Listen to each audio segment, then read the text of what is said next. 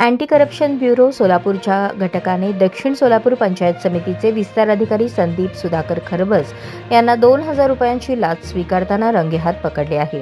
ही कारवाई लाचलुचपत प्रतिबंधक विभाग सोलापूर यांनी तक्रारदाराच्या तक्रारीच्या अनुषंगाने दक्षतेने पार पाडली।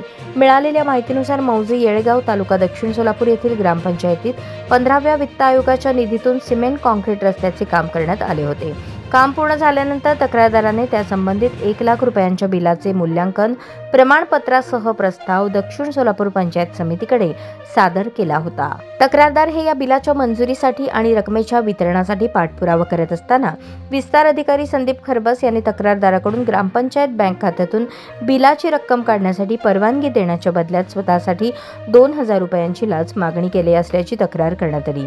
तक्रारीची अँटी करप्शन ब्युरो सोलापूर येथे नोंद घेण्यात आली। त्यानंतर लाच मागणीची पडताळणी करण्यात आली। खरबस यांनी लाच मागणी केल्याचे निष्पन्न झाले।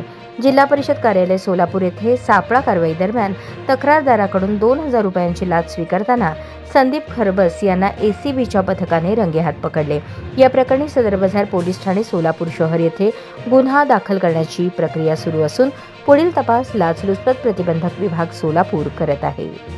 हा आपला हक्काचा चॅनल एजी न्यूज संपादक अंबादास गज्जर या यूट्यूब चॅनलला लाईक करा, शेअर करा, सबस्क्राईब करा।